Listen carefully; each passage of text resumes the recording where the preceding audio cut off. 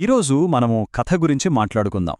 చూడ్డానికి చాలా సింపుల్గా అనిపిస్తుంది, ఒక బావి దగ్గర జరిగిన సంభాషణ అంతే.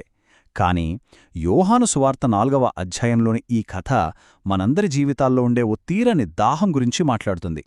కథ మొదలవ్వడమేమో చాలా మామూలుగా ఉంటుంది, కాని దాని ముగింపు మాత్రం అద్భుతం. ఒక్కసారి ఆ సీన్ని ఊహించుకోండి. యేసు చాలా దూరం ప్రయాణం చేసి అలిసిపోయి ఉన్నారు. అక్కడ ఓ బావి కనిపిస్తే దాని పక్కన అట్లా కూర్చున్నారు. అంతా నిశ్శబ్దం. కాని ఆ నిశ్శబ్దంలోనే చరిత్ర గతిని మార్చేసేంత గొప్ప సంభాషణకు పునాది పడబోతోంది. గొప్ప గొప్ప మార్పులు రావాలంటే ఎప్పుడు గొప్ప గొప్ప ప్రదేశాలే అవసరం లేదు కదూ.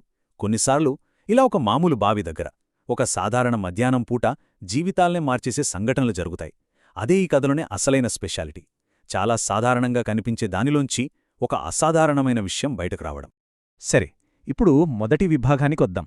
ఇంకా కావాలి, ఇంకా కావాలి అనే ఆ దాహం గురించి. ఈ కథలో అసలు సమస్య ఏంటో తెలుసా? మనకు కంటికి కనిపించేవి ఇచ్చే సంతృప్తి అది కొద్దిసేపే ఉంటుంది. ఆ బావిలో నీళ్లున్నాయి, అవి దాహాన్ని తీరుస్తాయి. కానీ ఎంతసేపని? యేసు ఏమన్నారంటే, ఈ నీళ్లు తాగిన ప్రతి ఒక్కరికి మళ్లీ దాహం వేస్తుంది. చూడండి, ఇది కేవలం మంచినీళ్ల గురించి చెప్పిన మాట కాదు. మన జీవితంలో మనం సంతృప్తి కోసం వెతుక్కునే ప్రతిదానికి ఇది వర్తిస్తుంది.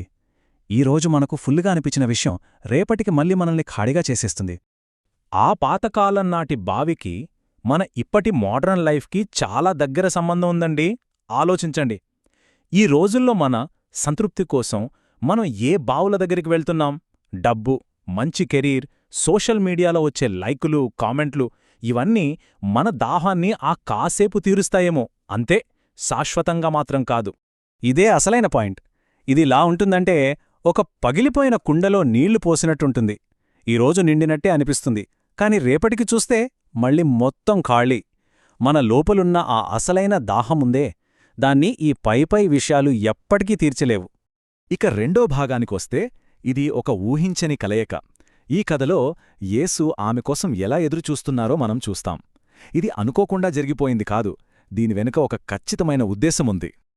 కథలో సమయం గురించి చెప్పేటప్పుడు 6వ గంట అని రాసింది. అంటే ఏంటి? సరిగ్గా మధ్యాహ్నం 12 గంటల సమయం, నిప్పులు కురిసే ఎండ. అలాంటి టైంలో ఎవరు బయట తిరుగుతారో చెప్పండి? ఎవరూ రారు. కాని ఆమె వచ్చింది. ఎందుకొచ్చుంటుంది? ఆమె ఆ మండుటెండలో రావడానికి కారణం ఒకటే, జనాన్ని తప్పించుకోవాలి. అవమానం, ఏదో తప్పు చేశాననే గిల్ట్, సమాజం తనను వెలివేసిందన్న బాధ, వీటన్నిటినుంచి పారిపోవాలని చూస్తోంది. అందుకే ఊళ్ళో వాళ్లంతా ఇళ్లల్లో ఉన్న టైం చూసుకుని ఒంటరిగా బయటికొచ్చింది.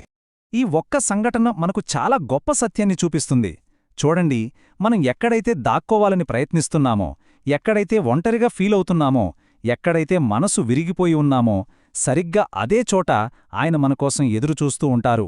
లోకం మనల్ని పక్కన పెట్టేసిన చోట ఆయన మనల్ని కలుసుకుంటారు. సరే, ఇక 3వ విభాగానికి వెళదాం. అదే అసలైన సంభాషణ. ఇక్కడ నుంచే కథ పూర్తిగా మలుపు తిరుగుతుంది. ఇది కేవలం తాగే నీళ్ల గురించి జరిగిన మాటలు కాదు, మనసు లోపల ఉండే నిజమైన దాహం గురించిన సంభాషణ. ఆమె ఏమడిగింది? తాగడానికి కొంచెం నీళ్లు. కాని యేసు దేని గురించి మాట్లాడటం మొదలుపెట్టారు? ఆమె అడగనిది, అసలు ఆమెక్కూడా సరిగ్గా తెలియని ఒక లోతైన దాహం గురించి. అంటే సంభాషణను పైపైన కాకుండా సమస్య యొక్క మూలాల్లోకి తీసుకెళ్తున్నారన్నమాట. ఇక్కడే ఈ కథలో ఉన్న అసలైన పాయింటుంది. బయట దొరికే పరిష్కారాలు, అంటే ఓ కొత్త ఉద్యోగం లేదా ఓ కొత్త రిలేషన్షిప్, ఇవి మన లోపలున్న ఖాళీని ఎప్పటికీ నింపలేవు. ప్రాబ్లం బయట కాదు, లోపలుంది. ఇక 4వ విభాగం, జీవజల వాగ్దానం. సరే, ఇప్పటిదాకా సమస్య గురించి మాట్లాడారు కదా, మరి పరిష్కారమేంటి? ఆ తాత్కాలిక బావులకు బదులుగా ఒక శాశ్వతమైన నీటి ఊట గురించి వాగ్దానం చేశారు. అదే జీవజలం. అసలీ జీవజలం అంటే ఏంటి? ఇది మామూలుగా బావిలోనుంచి చేదుకునే నీరు కాదు. ఇది మన లోపలినుంచే ఉబికి వచ్చే ఒక సంతృప్తి. మన చుట్టూ ఉన్న పరిస్థితులతో దీనికి సంబంధమే లేదు. ఎప్పటికీ అయిపోని ఒక శాశ్వతమైన ఆనందమన్నమాట. ఇక్కడ ఇస్తున్న వాగ్దానం ఒక గ్లాసు నీళ్ల గురించి కాదండోయ్, ఏకంగా ఒక నీటి బుగ్గ గురించే. దాని అర్థమేంటంటే, సంతృప్తి కోసం మనం మళ్లీ మళ్లీ బయట వెతకాల్సిన పనిలేదు. అది మన లోపలినుంచే ఎప్పుడూ ప్రవహిస్తూ ఉంటుంది.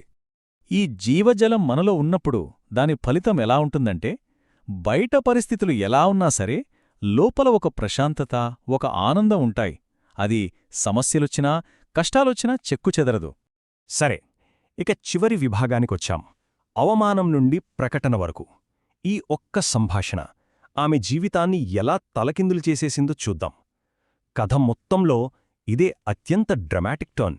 ఆమె ఏం చేసిందో గమనించండి. వెంటనే తన నీళ్ల కుండని అక్కడే వదిలేసింది.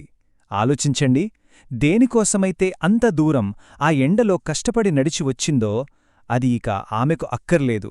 ఎందుకంటే ఆమెకు దొరికింది ఒక బావి కాదు, ఏకంగా జీవజలపు ఊట. ఆమె ప్రయాణం కేవలం కొన్ని నిమిషాల్లోనే ఎలా మారిపోయిందో చూడండి. అవమానంతో తలదించుకొని బావి దగ్గరికి వచ్చింది, యేసును కలిసింది, ఆ తర్వాత అంతులేని ధైర్యంతో ఊళ్ళోకి తిరిగి వెళ్ళింది. ఇది మామూలు మార్పు కాదు, ఒక అద్భుతమైన పరివర్తన. ఎంత అద్భుతమైన మార్పు కదా! ఎవరి కళ్లల్లో పడకూడదని అంతగా దాక్కుందో ఇప్పుడు వాళ్ళందరి దగ్గరికే పరుగుపరుగున వెళ్ళింది. ఆమె సిగ్గే ధైర్యంగా మారింది. ఆమె నిశ్శబ్దమే ఒక శక్తివంతమైన సాక్ష్యంగా మారిపోయింది. ఇది పైపైన జరిగిన మార్పు మాత్రమే కాదండి, ఆమె ఐడెంటిటీనే పూర్తిగా మారిపోయింది. ఆమె అవమానం కాస్త ధైర్యంగా మారింది. ఆమె దాక్కోవడం పోయి ప్రకటించడం మొదలుపెట్టింది. ఆమె జీవితంలో ఉన్న ఖాళీ అంతా ఒక గొప్ప ఉద్దేశంతో నిండిపోయింది. మొత్తం కథ సారాంశాన్ని 2 వాక్యాల్లో చెప్పొచ్చు. ఆమె వచ్చింది ఖాళీగా, కాని వెళ్ళింది నిండుగా. ఆమె వచ్చింది దాక్కుకుంటూ, కాని వెళ్ళింది ప్రకటిస్తూ. ఈ కథ మనందర్నీ ఆలోచింపచేసే ఒక ప్రశ్నతో ముగుస్తుంది. మనకు ఏది ఎక్కువ సంతృప్తినిస్తుంది? తాత్కాలికంగా దాహం తీర్చే ఈ బావులా, లేక ఎప్పటికీ ఎండిపోని ఆ శాశ్వతమైన జీవజలపు ఊటనా? మనమసలు దేనికోసం వెతుకుతున్నాం?